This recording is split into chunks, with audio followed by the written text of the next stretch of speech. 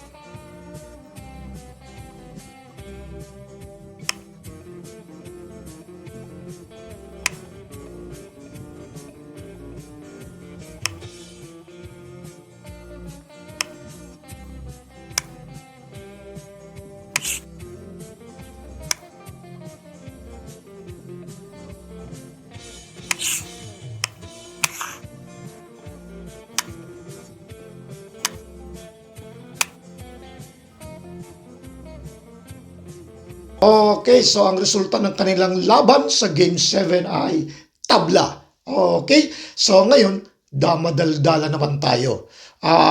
Pero sa mga magagaling, yung mga Class A, alam na nila to.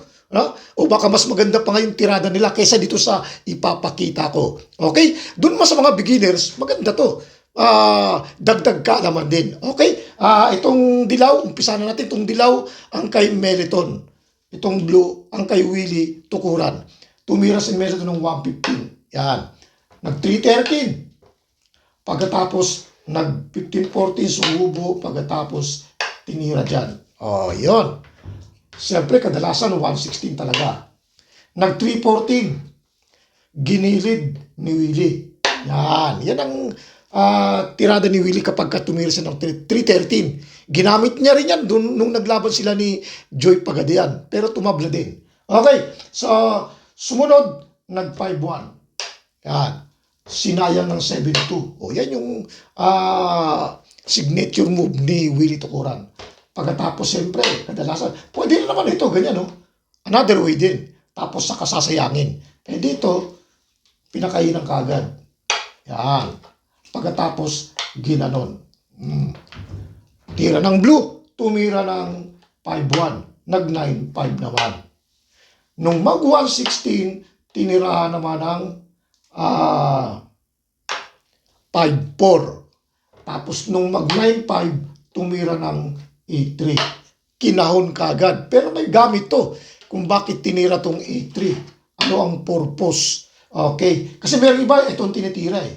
Meron iba. Okay, ngayon, ito naman. Bakit tinira tong 8-3? Kasi sa pagtira ng 8-3, nakontrol mo na tong dalawang ito. Yan. Hindi mo na maitira yan kasi malalansi ka. Halimbawa, nag-12-7 ka. Gaganon lang yan.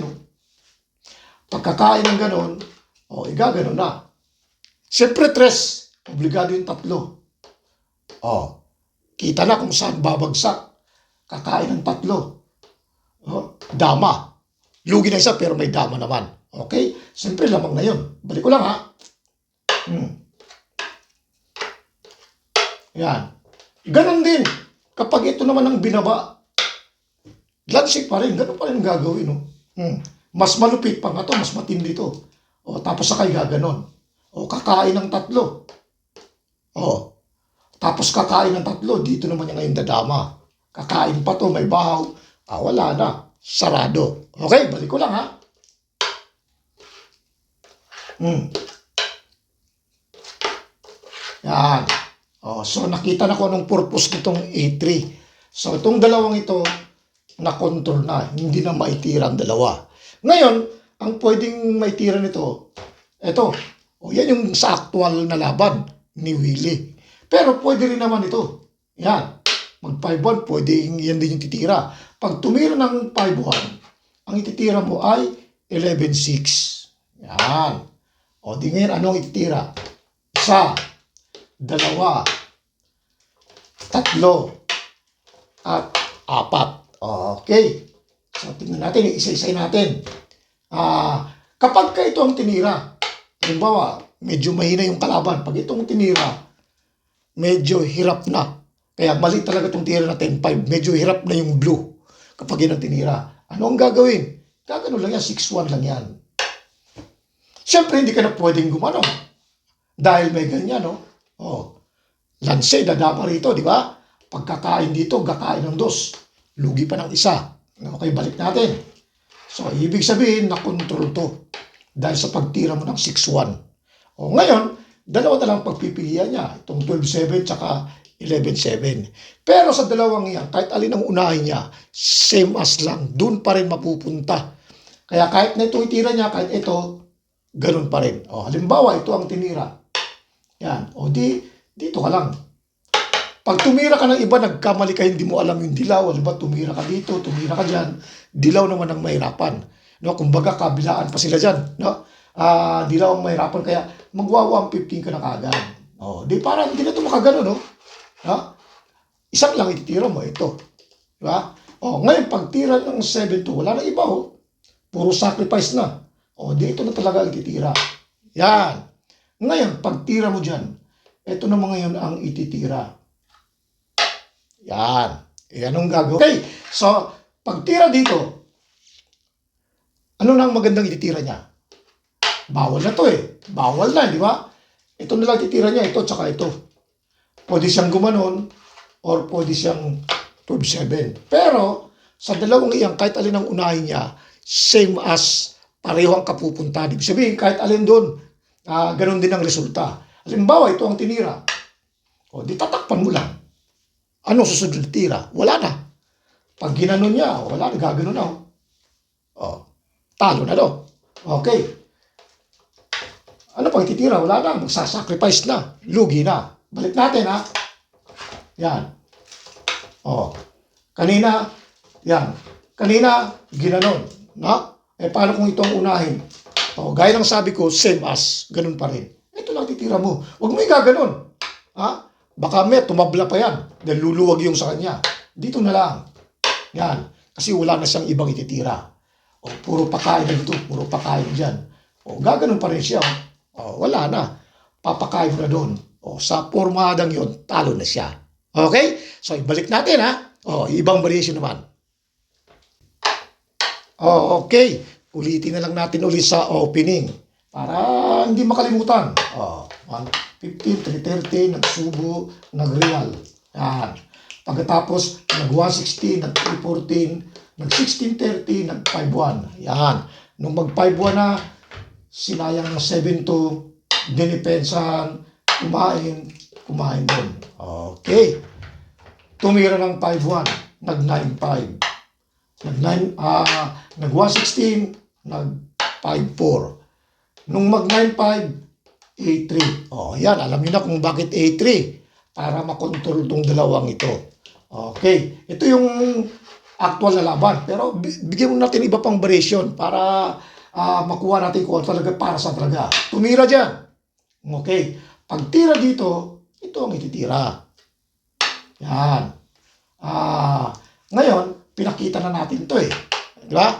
Pinakita na natin to. So, ang pwede pang itira niya, ito at saka ito. Yan, tandaan yan. Itong dalawang ito. Meron din dito. Mamaya na to. Okay. Pag tumira ng 12-7, iba ang timing yan.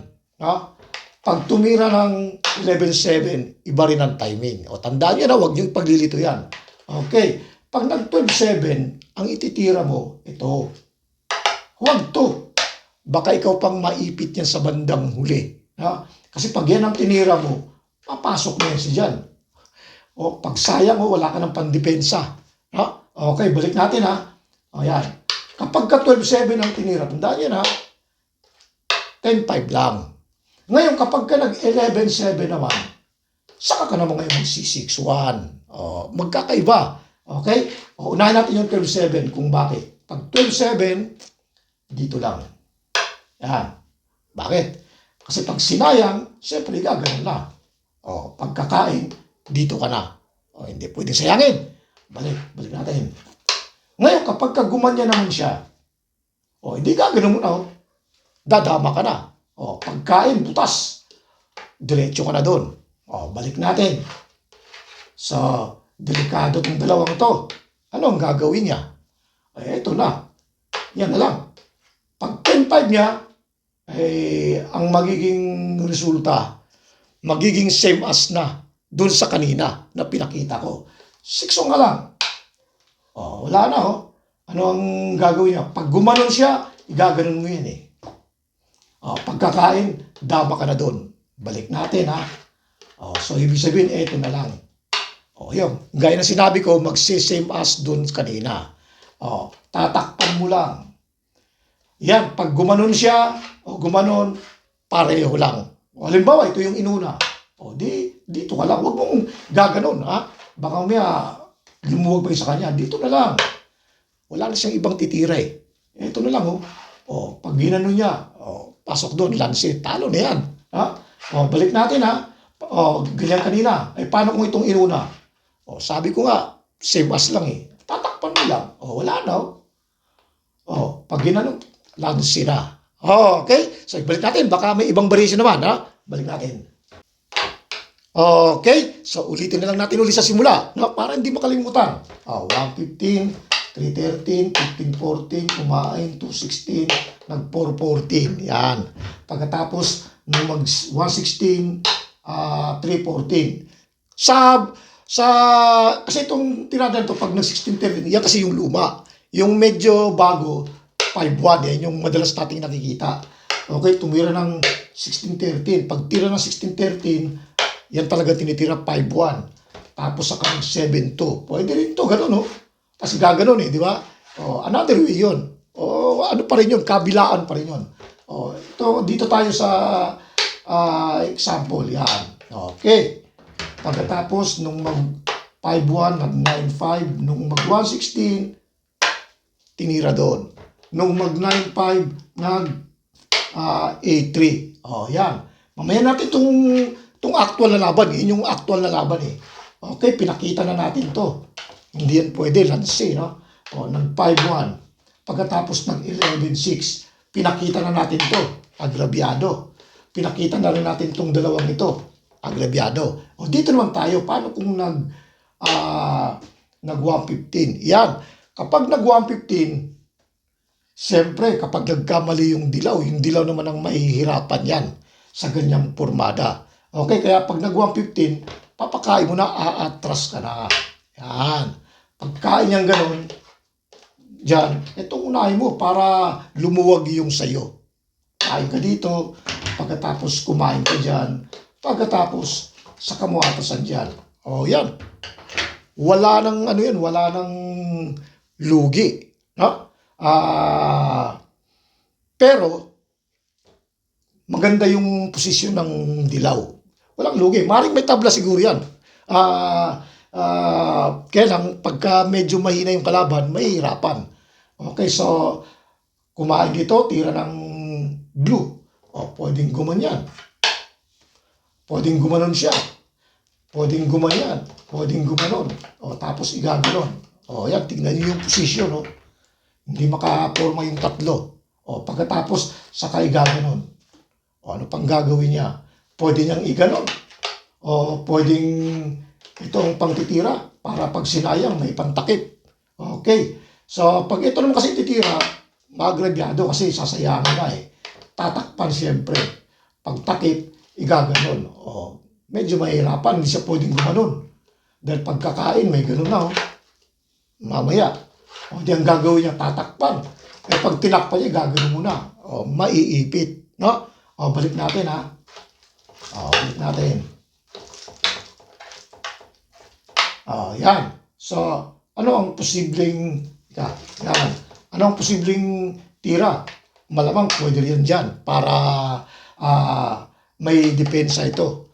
Or pwede rin ito para pagka gumanon, may papakain ito. Pwede rin yun. Ha? Okay. So, kung halimbawa ganyan ang tinira, o di, tuloy natin. Wala namang iba eh. Ha? O di, ititira talaga yan. O, gaganon kakain dito. O, tingnan yung position. Lamang na. O, 16-13 lang yan. Hindi naman ito pwedeng gumanon kasi may sipa. O. Ha? O, ano na lang pwede niyang itira? Ito na lang. O, pag tira niyang ganon, igaganon na. O, lamang na masyado. Pagka ginano na, siyempre, dudusin na yan. Ha? O, kahit sumayo pa sila, pero yan, dire-diretso na, dadama na yan doon. O, papados. Tapos, sisingit. Wala na, tuloy-tuloy, lamang na lamang sa posisyon. Pag iba naman ang tinira, pag gumano naman, gagano naman. O, kaya doon sa ganung pormada, hindi agrabyado. Okay, ibalik natin. Baka meron pang ibang posisyon. Yan. Ito, pinakita na natin ito. Agrabyado. Ito, pinakita na natin. Ha? Paano kung dito naman? Ayan. Kapag dyan naman, sayangin na. Pwede nang sayangin ito. Ganyan. Mamimili lang siya. Aatras o aabante. Pagka umabante, tumira ng ganyan, tapos ginanon. Edi, gaganon lang yan. Gaganon lang yan. Di malinaw, ito na lang ititira. Alangan namang ito. Malulugi na siya dyan. Siyempre, depensa niya to. Ito na lang ititira niya. Gaganon naman. Tingnan niyo yung resulta. Pag ginanon niya, gaganon niya na yan. Wala na. Ano pag ititira niya? Pag dito na, lugi na. Pag dito, dadalawahin. Di sasabay siya dyan. Itong pangkakain mo. Para lansi siya. Pagka ganon, pag atras, di may ganon na. So, ibig sabihin yung ganong posisyon, hindi ka lugi. Maring may tabla yun. Pero sa pagdating sa posisyon, maraming panalong pagdadaanan. Okay, balik natin sa umpisa. Okay, dyan ulit tayo. Huling tira, nag-A3. Para makontrol itong dalawang ito, pinakita na natin to. Okay, so sakto na laban na tayo. Ginanon, pinakain dyan. Pinakain dito. Yan. Ngayon, sa ganyang pormada, ito na rin lang nakikita kong magandang tira na hindi ka na ganong mag-iisip. Kasi kapag tumira ka pa ng iba, may pag-iisipan pa eh. Baka mamaya mabikil pa itong kulay dilaw. Tama lang, pinakain na kagad. Yan. Pagkatapos, itinira kagad to. Yan. Diretso na. Ito kasi pag tumira naman ng iba yung dilaw, pwedeng matalo kasi aatras na. Hindi, tama lang tayo maganda tinira to. Ginanyan. Pagkatapos tinira dyan. Pag itong pinangkain, natural, dadama na. Mahirap pag may dama, no? Di, hinayaan na lang, ginano, no? Pagkatapos kinain dyan, pinakain ganon. Saka kumain ng dalawa. Yan. Kung titingnan, parang nakaposisyon to eh, no? Yun ang lamang niya eh. Ginanon. Pinangkain dyan. Pagkatapos, tinira dito, saka naman to ginanon. Yan, sa ganyang pormada, pag nagkamali yung blue, pwedeng matalo. Baka may isubo to. Nako, sakto. Gaganon niya, no? Pagkakain, papakain din to. Pagkakain, dito, delikado ng blue. Sakto eh. Kasi may reservang tira, parang real to eh. Okay, balik natin Kaya doon sa ganung pormada, yan. Hindi to pinakain. Nakita na yan. Bilang na rin ni Willie yun. Kaya tama talaga na ito yung tinira. Yan. Ngayon sa ganyang pormada lang, kapag tumira naman ng iba yung dilaw, halimbawa, gumanon, lalamang na rin yung blue. Kaya tama lang siguro ganito lang ginawa niya. Talagang kitang-kita niya na yung panabla. Okay, so ang ginawa, sinayang na rin din lang. Wala nang ibang tira yung blue din na maganda. Ito na lang din. Yan. Siyempre, pag tinakpan yan, gaganon na yan. Posisyon na. Balik natin ha. Kaya sa ganyang pormada, tama talaga yung tinira, ginano na lang. Yan. Para yan talaga yung panabla. Kasi pag itong pinangkain mo, dadama na. Baka madelikado pa yung blue. Di kaya itong inunang kinain. Pagkatapos saka sinabay dito. Pag itong pinangkain mo, dadama doon. Matatalo pa. Kaya tama rin na itong pinangkain. Yan, dyan na tumabla. Dahil parehong dalawa ang natira. Okay? So, wala muna tayong shoutout ngayon kasi minamadali ko yung paggawa ng video dahil may lakad ako eh. Sa susunod na video na lang. Comment na kayo para mai-shoutout ko lahat. Okay, doon sa mga gustong gumaling yung dunong, gusto pang umangat, dapat kumuha kayo ng libro kasi walang mga senior na hindi dumaan ng libro. Lahat na napapanood nyo sa social media na naglalaro ng mga magagaling, may libro yan. Maniwala kayo sa hindi. May libro yan. Kalokohan yung sinasabing wala daw silang libro. Meron yan. Merong konti, merong ano, pero dumaan lahat yan ng may libro. Okay? So, hanggang dito na lang po muna tayo. Maraming salamat sa inyong oras.